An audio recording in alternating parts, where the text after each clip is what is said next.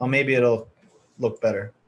So I see a little box in my window that says live on Facebook. So We're live.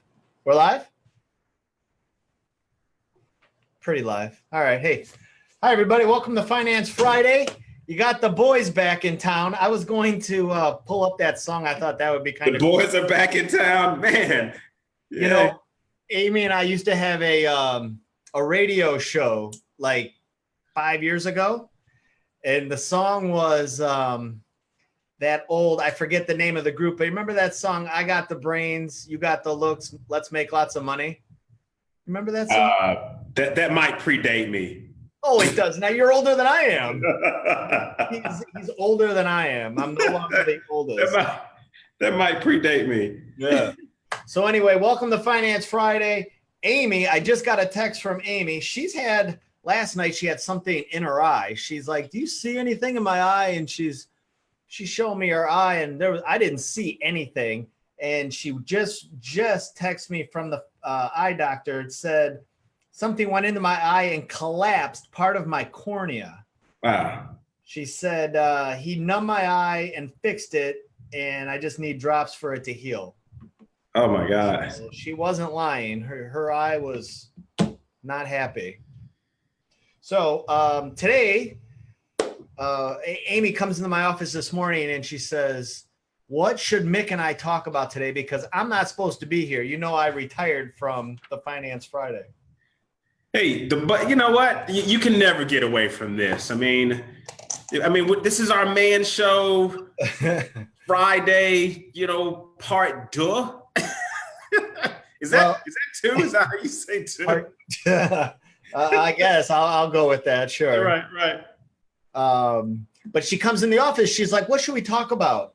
And then she said, "Should we talk about dividends?" And Tamara, who was like in the kitchen, I hear in the background, she's like, "In my eye, you know what? Boring."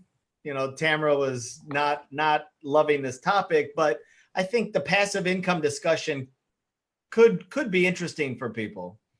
I think so too. I think what it really comes down to, we always talk about at some point you want your money to work just as hard for you as you have worked to earn it, right? And we hear so many conversations about creating residual income, creating income ladders, you name it. That's basically what we're talking about. We're just talking about how, if you spend 15, 20, 30 years building your nest egg, how can you position that nest egg to work for you, just as hard as you work to get it for the next 15, 20 years? Right. And, there's a saying,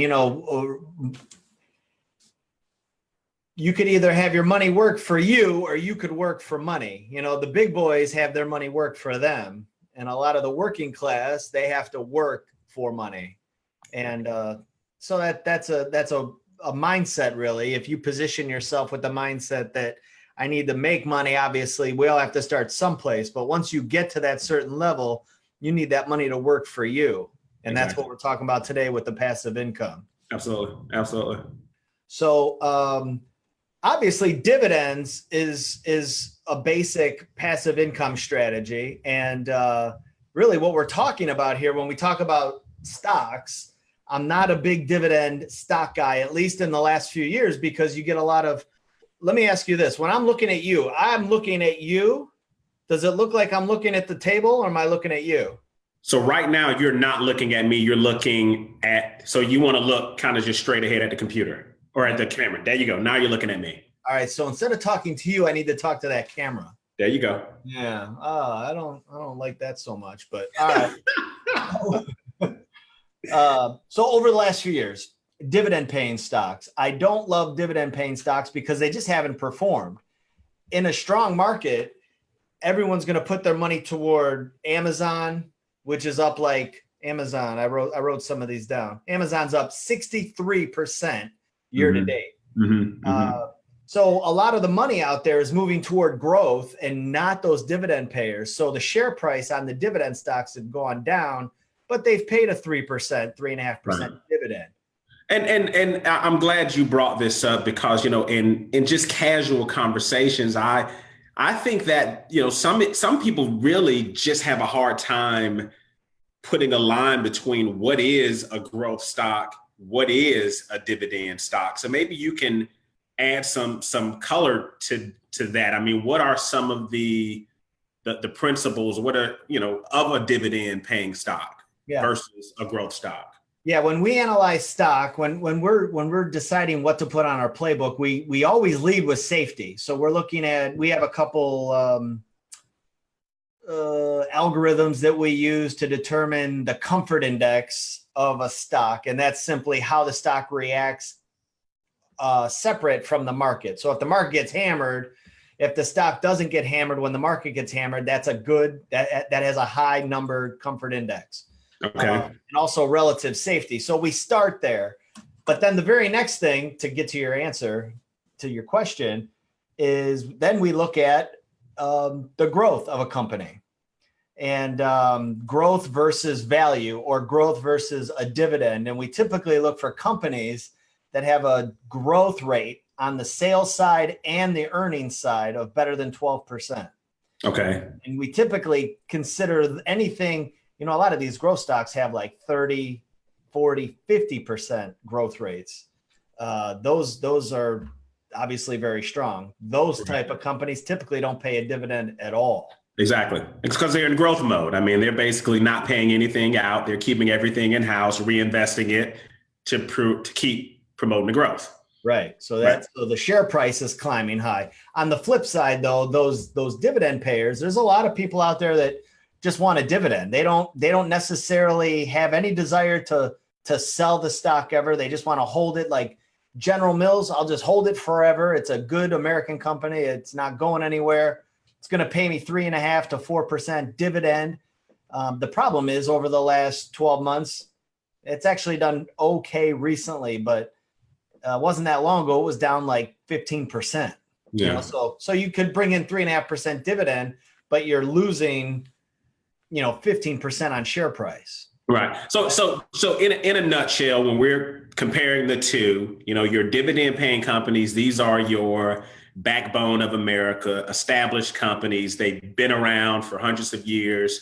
They're not, really trying to, skyrocket and, get, share prices, moving, pretty high. They're just established. Let's just keep doing what we're doing. Examples would be maybe your JP Morgans, your GMs, your General Electric, et cetera. And whereas your growth companies, they are probably your smaller cap, mid caps, they're trying to get established. Maybe one day they'll be, your blue chip backbone of America companies. Right. Yeah. Yeah. JP Morgan, you mentioned them in the group with the dividend payers. But they've been growing a lot. Yeah. That's my favorite financial out there. But their dividend isn't bad. I haven't looked at it in a while, but I want to say it's over 2%, which isn't awful for a company that's growing the way they're growing. I don't have their number here, but the financials haven't done a whole lot yet. With the interest rates rising, we expect financials to do really well. We just haven't seen too much of that yet. Okay.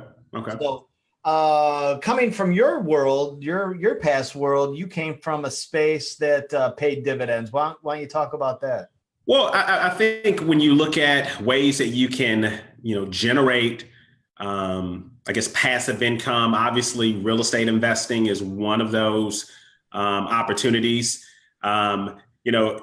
If you think about, how real estate works, I mean, there are a couple of components. I mean, you have a great property, and obviously the price that you buy that property is important. The location of that property is important. But when you're looking at income, obviously the quality of the tenant is probably going to be one of the most important components. So, real estate has always been a great non-correlated way to generate passive income.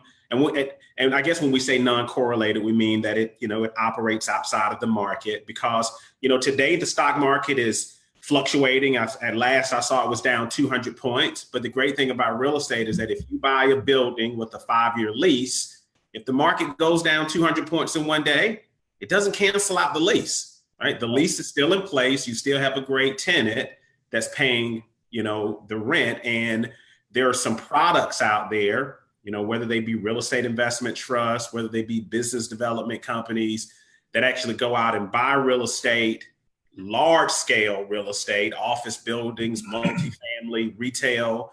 They aggregate them into funds. And, they go out and they do all of the hard work. They go out and they find the buildings, they find the tenants, they, lock in the leases, and they collect the rents every month. And there's your distribution, your dividend that goes out to you every month or quarterly, depending on the offering. Yeah. In theory, that type of investment sounds really good. I think in theory, unfortunately, like we had some in the past that, we felt really good about healthcare, thinking healthcare, it's an aging country. The demand is going to continue to be there. That should be a good place to be. But then you hit a speed bump like, what was it? The HCA, the Affordable Care Act. Yeah. Yeah. Affordable Care. Yeah. And they were only paying so much of a percentage on the Medicaid.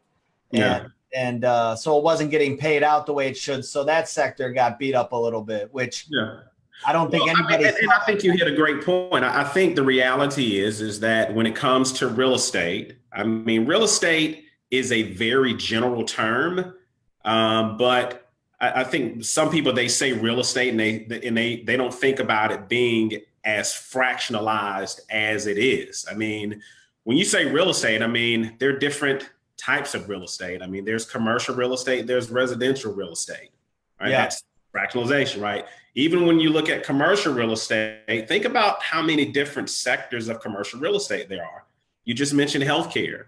There's also office, there's multifamily, there's retail, there's, the list just goes on and on. So it's a general term that a lot of people, they apply to a fractionalized market.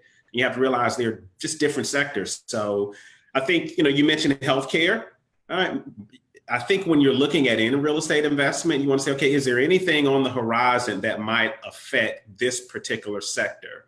Affordable Care Act, the impact of that on healthcare.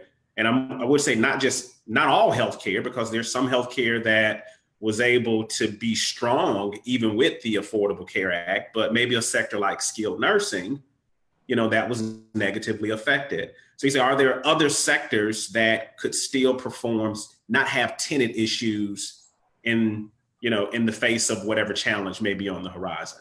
Right. What are some forms of passive income that we could look at? There's plenty of people out there. A lot of clients come to us and say, "Hey, we could invest in this." Where does the list even begin? There's all kinds of business opportunities out there: car washes, gas stations. There's all kinds of little businesses that we get all the time where people will come in, or even just somebody loaning somebody money so that they could buy an investment property. Oh yeah. And I actually went online and I looked up a couple reasons why, you'd be looking for passive income opportunities. Just a quick list. Passive income opportunities could give you more flexibility on your job. Maybe it can get you extra money in retirement. Maybe it can get you to an earlier retirement. So, if you're listening in and you're saying, okay, does this apply to me? Yeah, it definitely applies to you. I think if you want to have a cushion for emergencies, you want to have extra cash, you want to have more flexibility with your job, possibly get to retirement earlier. Yeah, this is something that you definitely want to think about. So we already mentioned rental properties, and whether it be residential real estate or, investing in big box, multifamily, retail, hospitality. There are a lot of opportunities where you can create passive income, in those assets. Which is not a recommendation though, because there was a company that was hammering Nova with this big box retail idea. And they kept wanting us to put our clients over there. And we just refused to do it because I'm not very bullish on big box retail right now. Don't you think? Amazon's taken over. They're up 63% year to date. There's a reason for that.